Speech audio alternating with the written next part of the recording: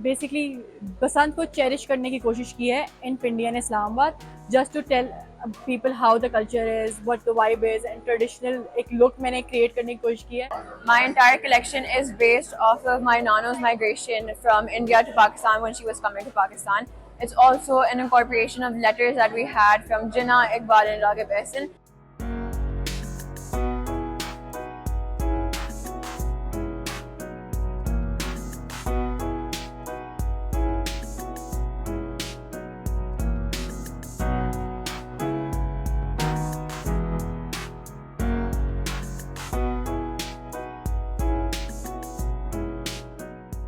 सो आज हमारे बच्चों ने बल्कि 27 स्टूडेंट्स ने अपना फैशन टेक्सटाइल्स का काम डिस्प्ले किया है, जिसमें यूनिवर्सिटी ऑफ क्रिएटिव आर्ट्स के भी स्टूडेंट थे जिनकी 3 साल की डिग्री थी और 2 साल की डिग्री के डिप्लोमा होल्डर्स भी थे जिन्होंने पियर्सन यूके से आज ग्रेजुएट किया है. सो हर बच्चे की एक अपनी पर्सनलाइज थीम थी, उन्होंने अपनी क्रिएटिव एलिमेंट को आज एग्जीक्यूट किया है. So everyone worked on their own themes. आपने देखा होगा बच्चों ने सर्फेसेस के ऊपर काम किया है, फ्रॉम कॉन्सेप्ट से लेके to the execution. They have tried to bring something new to the flavour and these are the upcoming designers. ये पाकिस्तान का मुस्तकबिल हैं. मेरा गोल ये था कि being someone who's so in love with history as it is, नानो की कहानियाँ सुन के I absolutely fell in love with it.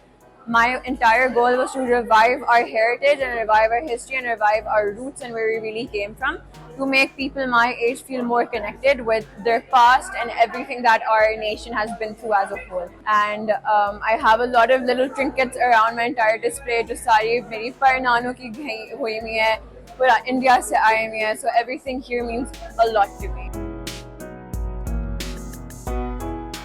And basically ये मेरा टेक्सटाइल एडवांस टेक्सटाइल का प्रोजेक्ट था and I worked on Basant. And मैंने मेनली हर चीज़ बसंत के रेजोनेट करके अपने दिमाग में रख के डिज़ाइन की है. सारे प्रिंट्स हो गए, हर चीज़, ये सारे जितने भी प्रिंट्स हैं, चाहे वो ये फैब्रिक है, चाहे वो ये है, ये सब मैंने खुद डेवलप किए हैं. सारे मेरे अपने बनाए हुए प्रिंट्स हैं. कि Basant is not just a festival, ये हमारी चाइल्डहुड मेमोरीज़ की तरफ हमें लेके जाता है, ये हमें काफ़ी चीज़ों से कनेक्ट करता है. ये ऑल अराउंड पाकिस्तान डिफरेंट लोगों को एक साथ जोड़ता है जस्ट थ्रू अ थ्रेड. मेरा मेन यही था, जिसकी वजह से मैंने अपने थीम का नाम भी यही लिखा है, threads that remember the sky. मेरी जो थीम है इट्स ऑन 80s एस्थेटिक्स शादी पे. तो एक्चुअली मैंने अपनी अम्मी की शादी पे की है, तो this whole theme is on my अम्मा की शादी. एक्चुअली ये जो मैंने जितने प्रिंट्स सारे बनाए हैं ये सारे एक्चुअली कस्टमाइज है मेरी अपनी अम्मी के ऊपर.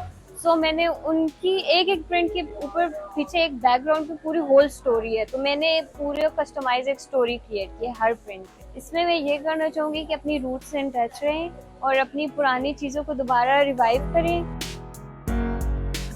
ये हमारी टेक्सटाइल का डिस्प्ले है.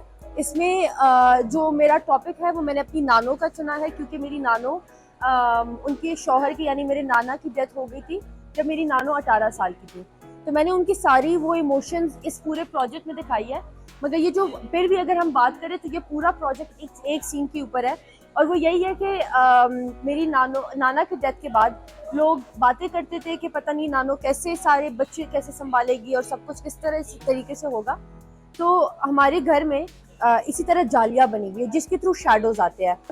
और मेरा मैसेज यही है कि widowhood is not sadness, it's actually the strength.